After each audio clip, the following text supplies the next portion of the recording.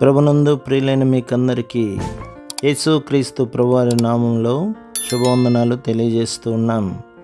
ఎడారిలో సెలయర్లు అనే దిన ధ్యానము కొరకై స్వాగతం. ఏప్రిల్ 19. యెహోవా మీకు నేడు కలుగు చేయు రక్షణను మీరు ఊరక నిలుచుండి చూడుడి. నిర్గమకాండం 14వ అధ్యాయం 13వ వచనం. ఇరుకుల్లో ఇబ్బందుల్లో చిక్కుకుని భయంకరమైన సమస్యలతో కొట్టుమిట్టాడే వాళ్ళకి ఈ మాటల్లో దేవుని ఆజ్ఞ కనిపిస్తుంది. వాళ్ళు వెనుదిరిగి పోలేరు, ముందుకు వెళ్ళలేరు. ముందు నొయ్యి వెనక గొయ్యి. మరేం చేయాలి? మన నాయకుడి ఆజ్ఞ ఇది, ఊరక నిలుచుండి చూడుడి. ఇలాంటి సమయాల్లో ఆ ఆజ్ఞకు కట్టుబడి ఉంటే అది క్షేమకరం.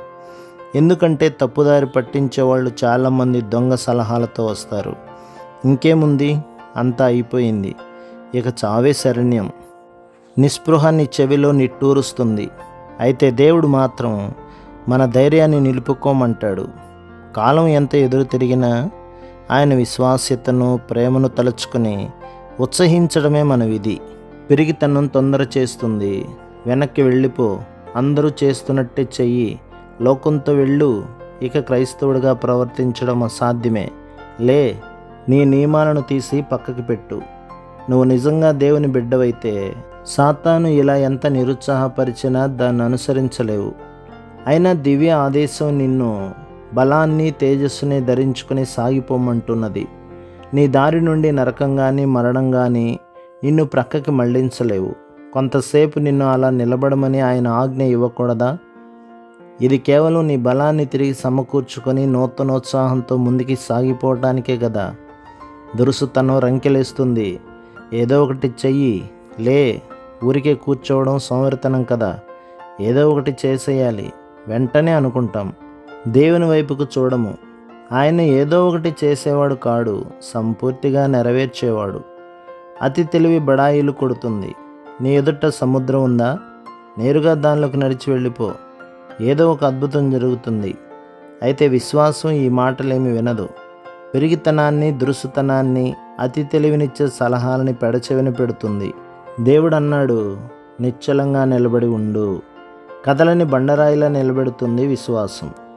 నిశ్చలంగా నిలబడు, స్థిరుడైన మనిషిలాగా నిలబడు.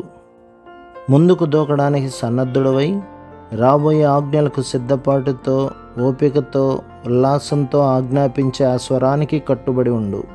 ఇశ్రాయేలీయులకి మోషే ముందుకు వెళ్ళండి అని చెప్పినంత స్పష్టంగా త్వరలోనే దేవుడు నీకు ఆజ్ఞాపిస్తాడు. చిందరవందరైన నీ మార్గాల గురించి చికాకులెందుకు? నిశ్చలంగా నిలబడు. ఆలస్యాలు, పరుగులు కనిపించే దాన్ని బట్టి కాదు, కొరతలేని విశ్వాసంతో సాగు. కొంతకాలం ఓపిక పట్టు. దేవుని వదనంలో చిరునవ్వు శోభిస్తుంది. అర్థం కానిదంతా మబ్బులా విడిపోతుంది.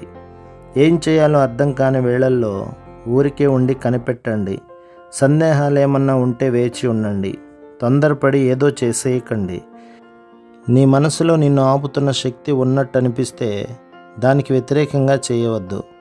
అదంతా తీరిపోయేదాకా ఆగండి. ప్రభు మిమ్మను, మీ కుటుంబాన్ని, మీ సంఘాన్ని దీవించి ఆశీర్వదించునుగాక. ఆమేన్.